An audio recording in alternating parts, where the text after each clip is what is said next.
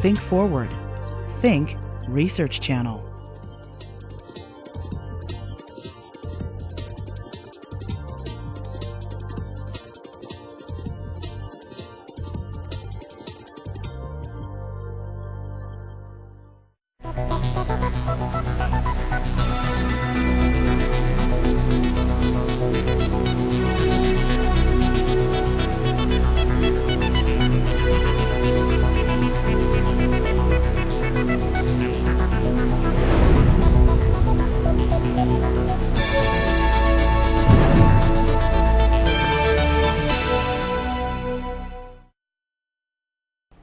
Thank you very much. Well, I'm going to tell you a bit about where I come from and what I do and why it's fun.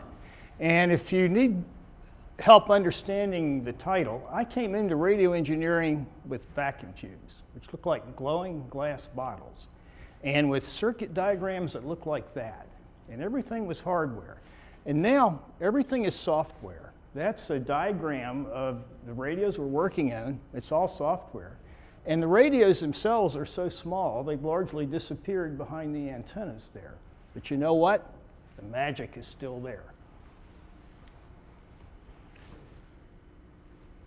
I'm going to start, as I say, talking about how I got here and what I do.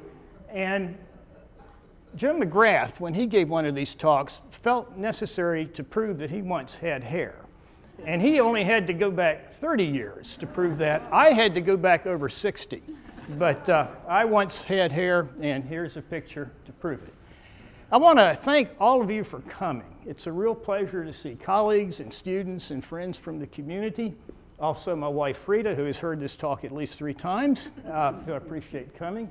I want to thank the previous speakers who really set a very high standard for these talks. I want to thank the Provost for sponsoring this series. It's been fun to hear what our colleagues do and why they enjoy it. And I want to thank the National Science Foundation for funding my students and much of this work. I also want to thank my colleagues, faculty and staff who were working in cognitive radio research. I'm pleased to point out that the colleagues span 4 colleges, that this is quite an interdisciplinary field, and some of them have their pictures there, and you'll see more. Most of all, I want to thank my students, a lot of whom are here today. And this talk is really a tribute for them, because they make it fun. If it wasn't for them, I'd be retired by now, as you'll see as the talk goes on. Well, radio and radio frequency engineering, what is that beyond what I do? Well, that's the design of radio transmitters and receivers, and that's electronic equipment that sends out radio waves or receives it. And if you're wondering what in the world this is a picture of, that's the first car telephone, so far as I know. A few of my friends over here will remember it. And this is one of the first radios. And radio frequency radiation is thought to make people go bald and blind, but believe me, that's not true. Just look at my students. Now, this is somewhat different from mainstream electrical engineering. It may be a little weird, for a reason that's kind of hard to explain non-technically.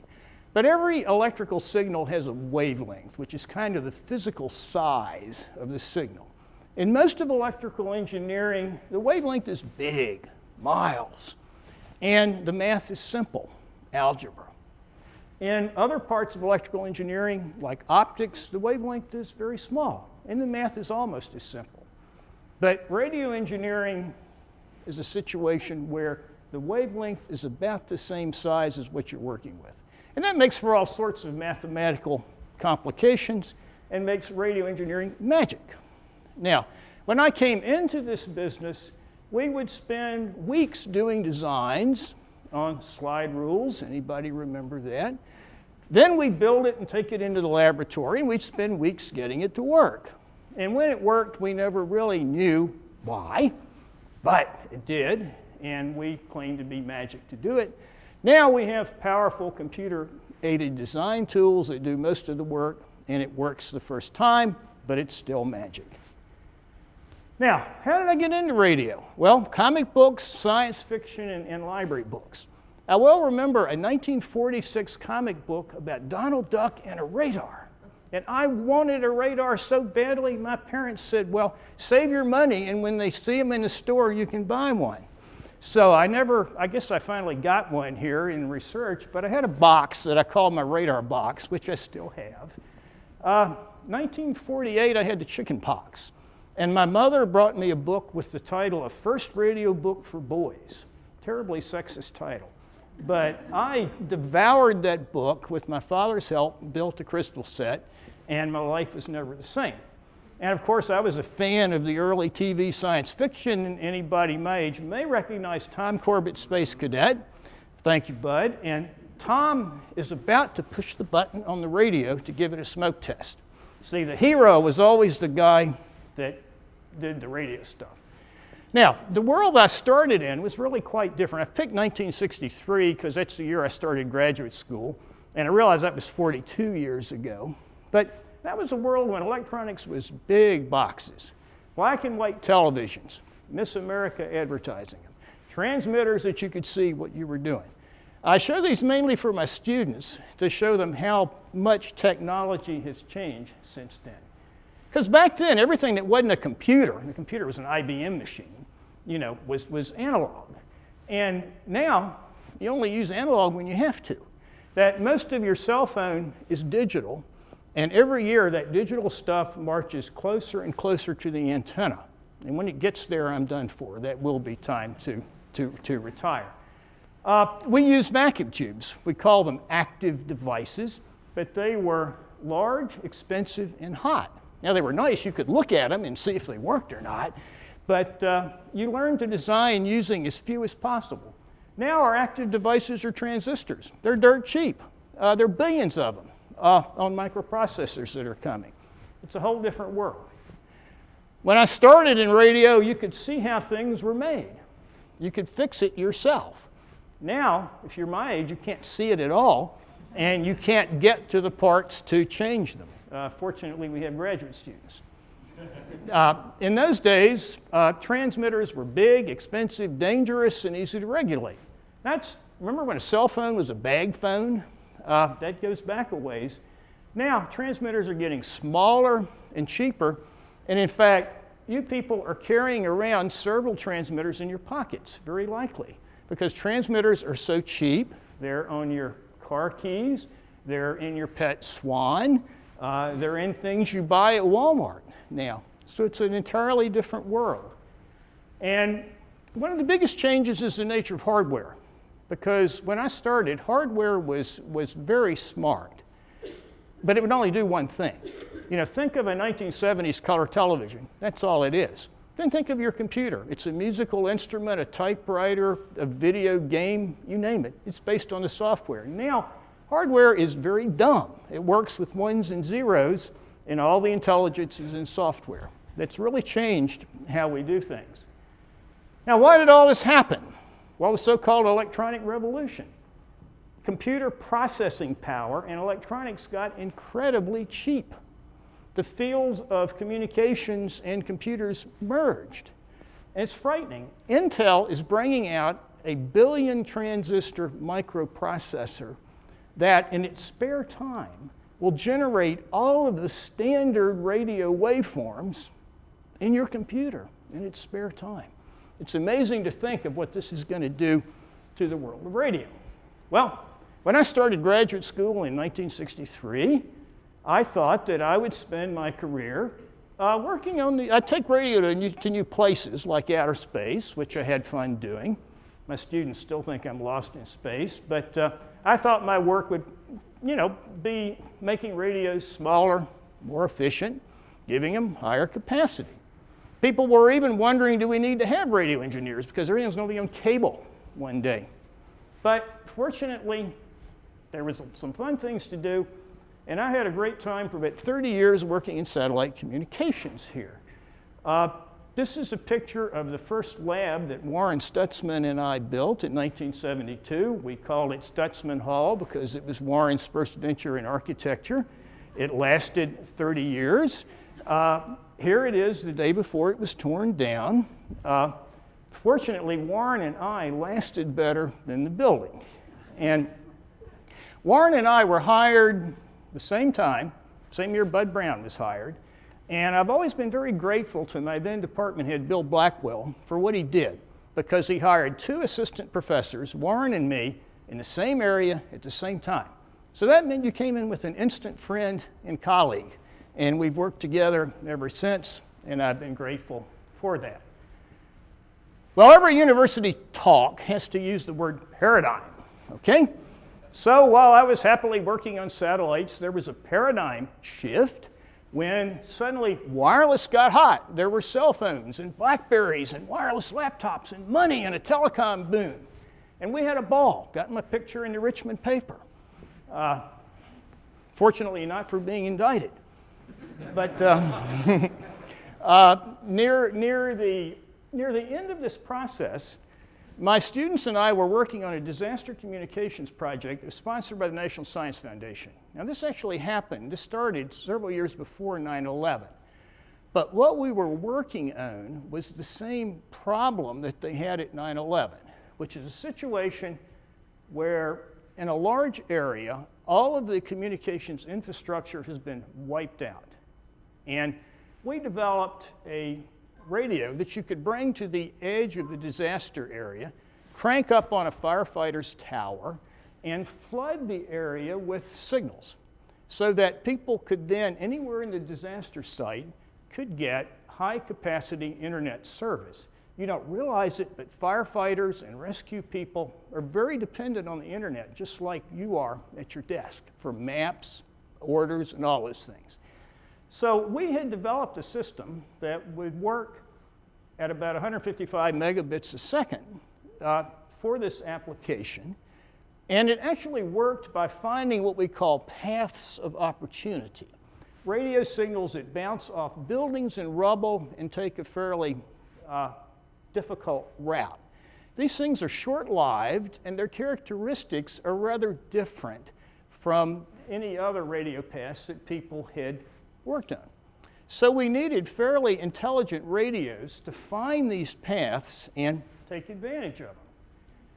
We also needed a radio that could think for itself, because we were working with firefighters and police, and we discovered quickly they don't want a radio that they have to operate. They want a radio that solves the problem for us, one that will find the channels, configure itself with minimum human intervention. Now, my students told me we needed a cognitive radio. I said, no. They said, yeah, we needed this thing that merges artificial intelligence with radio. And once they said artificial intelligence, I said, get out of my office. Because artificial intelligence has a long history of hype, followed by failure. It's science fiction. But you know, the best thing about this business is we have graduate students. And one of them brought in a dissertation by Joe Matola, put it down, said, you have to read this. This is the student. And I said, yes, sir. And my life has been different ever since. And the students were right. And when I should have been retiring, they dragged me into an entire new area of research that I didn't even believe in. Okay, and it's really been fun ever since. These are the original students who are involved in it. Christian Reiser, some of you know, finished his PhD last year. Tim Gallagher also, and in the middle is Tom Rondeau, who was an undergraduate at that time. And Tom is still with me as a PhD student. These 3 gentlemen and a colleague, Walling Sire, and I put together the only patent that Virginia Tech has ever patented for me with its own money. That this was a very comprehensive patent on cognitive radio, and it really happened because I was working with Christian and Tim. Tom was working for me as an undergraduate. He and Christian were in Walling Sire's class about genetic algorithms. Who ever heard of genetic algorithms? But it all came together with magic to lead to a patent, a whole bunch of research, and a lot of fun. Now, what is this cognitive radio stuff? Well, we distinguish in radio engineering between several kinds of radios. The old kind that I learned to design, we call a fixed radio. That's like your television set. Basically, everything it can do was built into it the day it was designed. Now, your cell phone is what's called an adaptive radio. It can handle a few situations that it's seen before. Like it'll find your cell phone provider.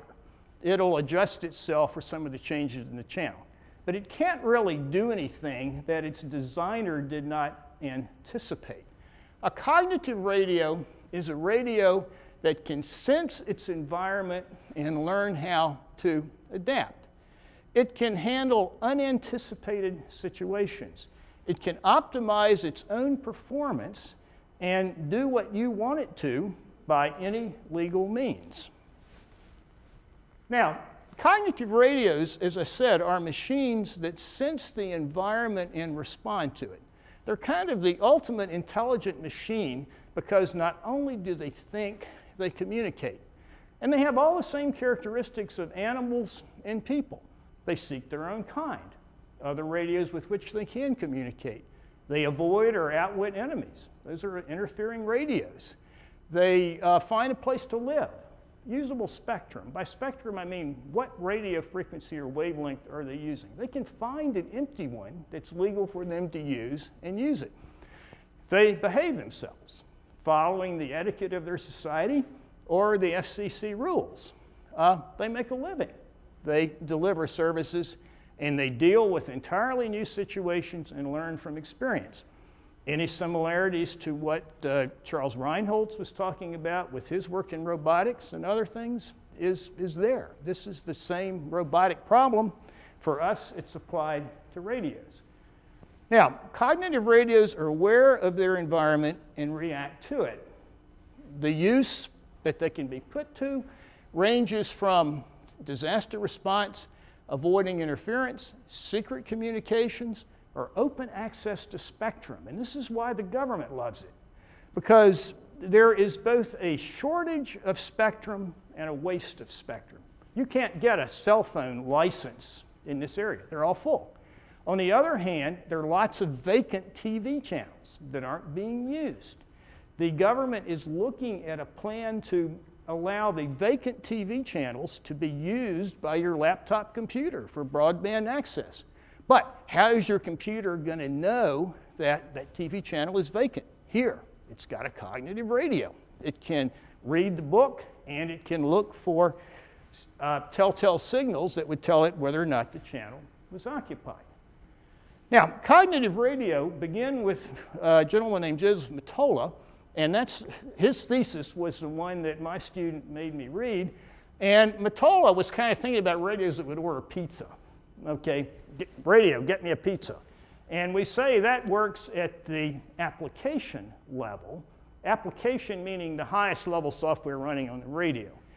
The military took that down a level into getting access to spectrum, and we took it to the really interesting stuff to the radio level. That our work with cognitive radio really deals with the physical settings of the hardware and how the hardware gains access to the channel. Now, my students have been working a lot on machine learning and teaching me about it. And part of this is what's involved in our patent, but we use what's called a tiered approach to cognition, which is rather different from the classical artificial intelligence. But what the radio has to do is that it has to see what's out there. It has to take in the surroundings, who's out there, what do you do? And then it has to make a model of reality, like people do. And it has to remember the models that it made before. And then it has to decide what to do based on those models.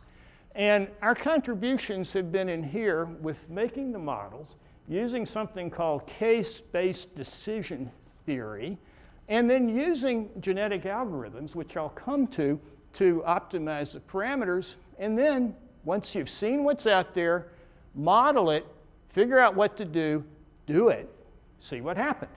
And if it didn't work well, remember that. And if it did work well, remember that.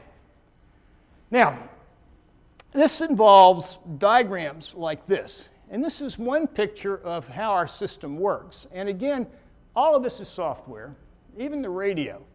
But basically, the radio does things and knows what it can do. And the software observes the radio, tries to decide what's it seeing, and says, I've seen that before. or I haven't seen that before.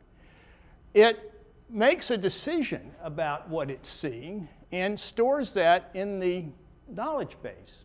Then it takes action based on what it decided to do. The wireless system genetic algorithm is something that actually turns the knobs on the radios. Then you estimate what should happen when the radio does these things, and then you see if it happened, and you do it again. Now, this is actually a much tougher problem than teaching a computer to play chess, and my students have written a paper on that, which I hope will be accepted and out soon once the chess-playing computer scientists accept that this is a more difficult problem. Now, here's a simple picture, another picture of how it works. We think of a radio as having knobs and meters. You turn the knobs to change the technical features of the radio, and you read the meters to see what happened. So the radio transmitter and receiver sit here, and they provide data about what they're doing. And they couple to our cognitive engine through the knobs and meters. Now, if that's all we had, that might be an adaptive radio. But one of the nice things about doing this in software is that the radio can be commanded to grow new knobs and new meters. And we can change what we're doing as we learn about it. Now, if there are any detailed questions about this, I will call on my row of students there. But this is a picture of a more detailed picture of how our system works. And again, this is all software. But the radio sits up here, and the brain sits there. The brain of the system we call the cognitive system module. That thinks. The muscles are over here. The wireless system genetic algorithm is what commands the radio to do something. And then some of the reasoning is over here with the modeling. But we have built, as you'll see, enough of this system to do some prototype testing, and my students are at work on the various pieces, and there's several more PhDs degrees in this work. Now, I mentioned genetic algorithms. We had the problem of how do you make a radio do something that it's never done before? Well, do it like we do, trial and error.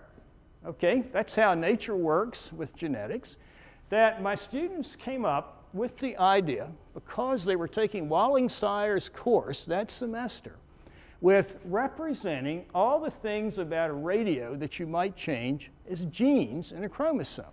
The power, the operating frequency, the bandwidth, that's essentially the data rate that it's using, the error correction, and so forth. Treat these just like genes in a chromosome. And you have different combinations of these that make viable radio settings. We call these parents, and then breed them. Let them exchange genes, see what you get. And both look at what you get from simple breeding and throw in a few mutations to see what happens. Now, this is trial and error, but it's trial and error with a purpose. We have some ways of guiding it, and it's extremely efficient in its use of computer resources. Now, once we have a chromosome to represent a radio setting, we make sure it does what the user requires, and we make sure it's legal. So one of my PhD students is working on the problem of how we translate the FCC rules into a sort of mask that we can use for genetic screening. But this is the basis of our patent and our work. Now, we've done one test already, which was to take a really dumb legacy radio and make it intelligent. Okay, we took something called a Proxim Tsunami radio. They're going to change that name after the disaster, but they call the radio a Tsunami. And we use that radio because it's one that the government likes for response to natural disasters. But basically, we were able to take this radio, which had only about 4 knobs, connect it to our cognitive engine, and then turn on a jammer. So what we were doing is that we had the radio link set up, we had a jammer, we turned the jammer on, the link started to fail, and we would not allow the radio to change frequency to avoid the jammer. Instead, it intelligently changed its modulation characteristics. It changed what it was sending out in a way that eliminated the interference. This, we think, was the first demonstration of cognition with these, and my students and I had a lot of fun giving talks on this radio. What are we doing now? Well, we have the pieces developed. We have enough to do that working prototype. We are going to be completing all of this system using something called a GNU radio, which is a fully software radio that's fairly cheap and an interesting name. It's kind of the Linux of radios, if you're into computer language. And we're going to build a complete test system. We're going to be sure it satisfies the FCC rules, and we are going to get the FCC to certify it. Now, currently working on this, I have one undergraduate, one master's student, 4 PhD students working on this. And with my colleagues Cheryl Ball, Mike Burer, Michael Schau, and Alan McKenzie, we have 4 proposals out there to continue this work. So I think there's going to be a lot of fun in your future. And a word of advice about success in academia. Pick colleagues who are younger and smarter looking than you. And you'll see that I have clearly done that. And on that note, I want to end on a serious point, which is, I think, that of all the things that we do as faculty members, teaching and our work with students is what lasts the longest. Because in most of our research fields, the hot research today, in 5 years, yeah, everybody probably knows that. 10 years, you mean you didn't know that? 20 years, it's forgotten. I think that research is forgotten fairly quickly. But I think teaching, good teaching, lasts through multiple lifetimes, and it's extremely valuable. It will be remembered. And that's why this job is still fun. 40 years of working with these things, I'm still being taught by my students. No job could be better than this. Thank you.